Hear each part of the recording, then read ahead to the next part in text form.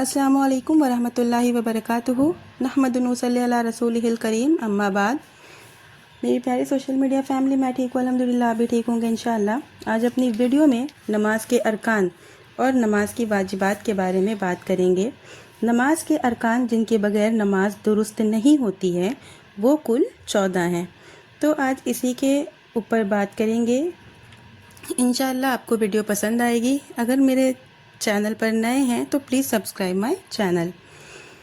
तो जैसा कि आपको वीडियो के शुरू में बताई हूँ कि नमाज के अरकान जिनके बगैर नमाज दुरुस्त नहीं होती वो 14 हैं। सबसे पहला, खड़े होकर नमाज पढ़ना अगर ताकत हो। दूसरा, तकबीर और तहरीमा। तीसरा, हर रकत में सूरह फातिहा सिवाय उन रकतों के जिनमें इमाम जहरी किरात करे। चौथा, रुकू। पाँचवा, रुकू के बाद सीधा खड़ा होना। छठा, 7 आज़ा पर सजदा करना। सातवां, दोनों सजदों के दरमियान बैठना।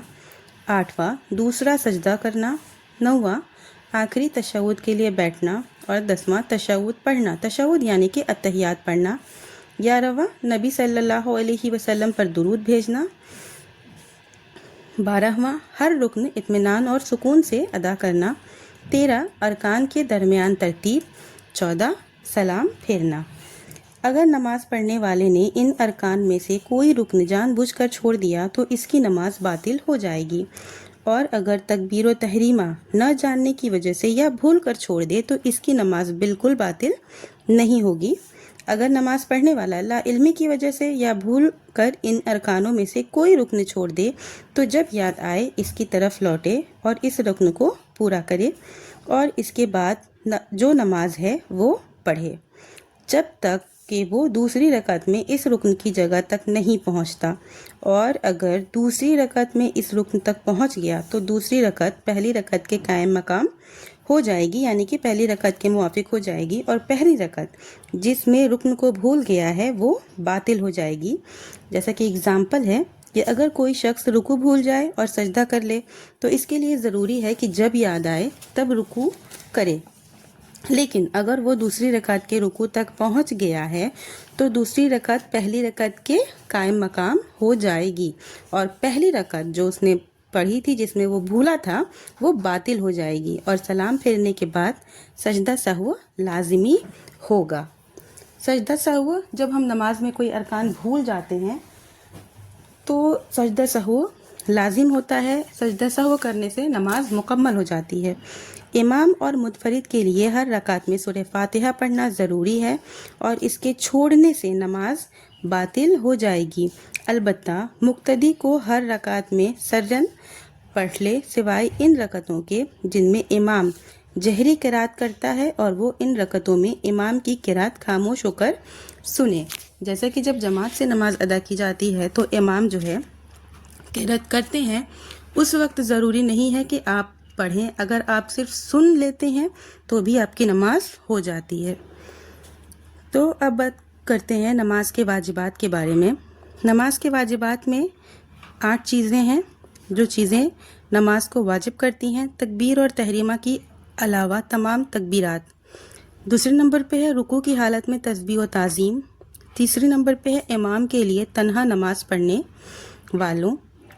और चौथा है इमाम मुक्तदी और तन्हा नमाज पढ़ने वालों का जो कहता है समी अल्लाहु लिमन हम्द रब्बना लकल हम्द।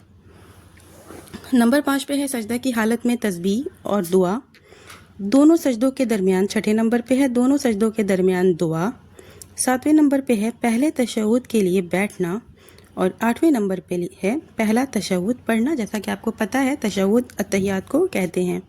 अगर नमाज पढ़ने वाला इन वाजिबात में से कोई वाजिब जानबूझकर छोड़ दे तो इसकी नमाज बातिल हो जाएगी। अगर भूल जाए और इसके बाद रुकन तक पहुंचने वाला पहले इसे याद आ जाए तो फ़ौरन इसकी तरफ रुजू करे और इसको करके फिर अपनी नमाज मुकम्मल करे, फिर सजदा सहव करे और सलाम फेरे। ये चीज़ मैं आपको ऊपर भी वीडियो में समझा चुकी हूँ।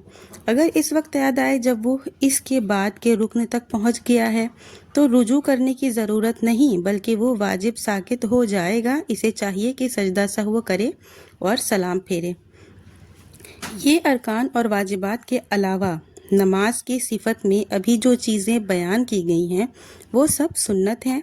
کرنے والے کو ثواب ملے گا اور نہ کرنے والے کو کوئی سزا نہیں ملے گی۔ یہ اقوال اور افعال کے سنن ہیں۔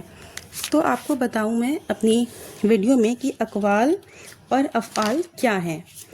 تو اقوال کے سنن جیسا کہ دعائے ثنا، یعنی کہ جب ہم نماز کے لیے کھڑے ہوتے ہیں تو نیت کے بعد جب ہم تکبیر کر کے رفع دین کر کے اللہ اکبر کہہ کے نماز کے لیے کھڑے ہوتے ہیں تو ہم جو سب سے پہلی دعا پڑھتے ہیں وہ ثنا ہے، اعوذ باللہ بسم اللہ کہنا، اور جب سورہ فاتحہ ختم ہوتی ہے تب آمین کہنا، اور سورہ فاتحہ کے بعد کی کوئی سورت پڑھنا، کوئی بھی سورہ پڑھنا، یہ اقوال کے سنن ہیں۔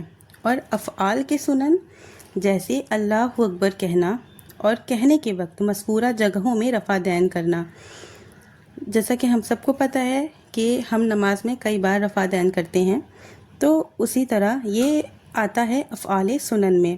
دایاں ہاتھ بائیں ہاتھ پر قیام کی حالت میں رکھنا، پیر بچھانا اور آخری تشہد میں سرین زمین پر رکھ کر بیٹھنا، یہ سب چیزیں آتی ہیں افعال سنن میں۔